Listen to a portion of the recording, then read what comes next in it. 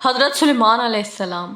حضرت سلیمان علیہ السلام اللہ کے نبی حضرت داؤد علیہ السلام کے بیٹے تھے۔ آپ بنی اسرائیل سے تعلق رکھتے تھے اور اپنے والد حضرت داؤد علیہ السلام کے بعد عنان حکومت سنبھال کر بنی اسرائیل کے بادشاہ بنے۔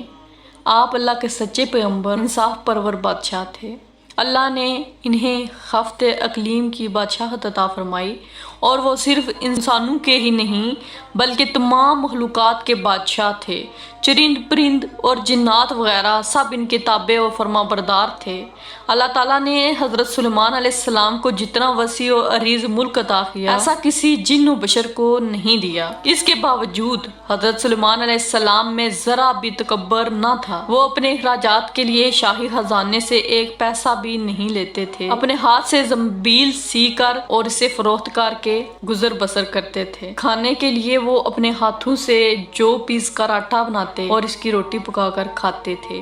آپ اکثر روزہ رکھتے تھے اور ہر شام بیت المقدس میں جا کر غریبوں اور روزہ داروں کے ساتھ روزہ افطار کرتے۔ تخت سلیمانی۔ بادشاہ بننے کے بعد آپ نے ایک نہایت عالی شان اور پرتکلف مکان بنوایا جس کا رقبہ 36 کوس تھا۔ اس مکان کو سونے چاندی کی اینٹوں سے بنایا گیا جس کی دیواروں اور چھتوں پر یاقوت اور زمرد جڑے ہوئے تھے۔ پھر اس مکان کے اندر آپ نے اپنے لیے ایک شاندار تخت بنوایا جس کی لمبائی 3 کوس تھی۔ سارا تخت ہاتھی کے دانت سے بنایا گیا تھا جو لال، فروزہ، زمرد جیسے پتھروں سے مرصع تھا اور اس کے چاروں طرف سونے کی اینٹیں لگی ہوئی تھیں۔ تخت کے چاروں کونوں پر ایسے درخت تھے جن کی ڈالیاں سونے کی تھیں اور ہر ڈال پر ایک طوطی یا طاؤس بنا ہوا تھا اور ان کے پیٹ کے اندر مشک بھر دیا گیا تھا۔ ان درختوں کے خوشے انگوروں کی طرح تھے۔ اس تخت کے نیچے اور دائیں بائیں 1000 سونے کی کرسیاں لگائی گئی تھیں جن پر لوگ بیٹھتے تھے۔ ان کے پیچھے جنوں اور انسانوں میں سے غلام کھڑے کیے گئے تھے۔ یہ تخت جنات نے بنایا تھا جو آپ کی رعایا تھے۔ جب حضرت سلیمان علیہ السلام تاج شاہی سر پر رکھ کر اس عظیم الشان تخت پر قدم رکھتے تو ان کی ہیبت سے تخت اس وقت حرکت کرنے لگتا اور طوطی اور طاؤس بھی اللہ تعالیٰ کے حکم سے اپنے پر پھیلا دیتے تھے جن سے مشک وغیرہ کی خوشبو نکلتی تھی۔ اللہ تعالیٰ کے فضل سے حضرت سلیمان علیہ السلام ہر جانور کی بولی اچھی طرح سمجھتے تھے۔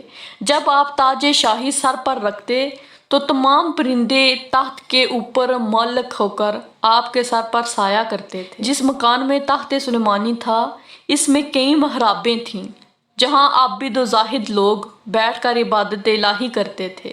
حضرت سلیمان علیہ السلام ہمیشہ اللہ تعالیٰ کی ان نعمتوں کا شکر ادا کرتے تھے اور ہر وقت اللہ تعالیٰ سے مناجات کرتے رہتے تھے۔ آپ پورے عجز و انکسار کے ساتھ اللہ کے حضور یہ دعا کرتے تھے، یا الہی میں درویشوں کے ساتھ بھی شامل ہوں اور بادشاہوں کے ساتھ بھی۔ صرف یہی نہیں بلکہ میں پیغمبروں میں سے ایک پیغمبر بھی ہوں۔ اے میرے مالک، میں تیری نعمتوں کا کہاں تک شکر ادا کروں۔ اللہ تعالیٰ نے ہوا کو حضرت سلیمان علیہ السلام کے تابع کر دیا تھا۔ جب آپ اپنے عظیم الشان تخت پر بیٹھ کر تخت کو چلنے کا حکم دیتے تو تخت اتنی تیز رفتاری سے چلتا آپ ہزاروں کوس کا فاصلہ چند منٹ میں طے کرتے۔ آپ صبح کو ایک شہر اور شام کو دوسرے شہر میں ہوتے تھے۔ آپ کے باورچی خانہ کے لیے جنات نے بڑی بڑی پتھر کی دیگیں بنائی ہوئی تھیں جنہیں بادل پانی سے بھر دیتا۔ ان دیگوں میں روزانہ کئی ہزار اونٹ اور کئی ہزار گوشت سفید پکتے اور خلق اللہ صبح سے شام تک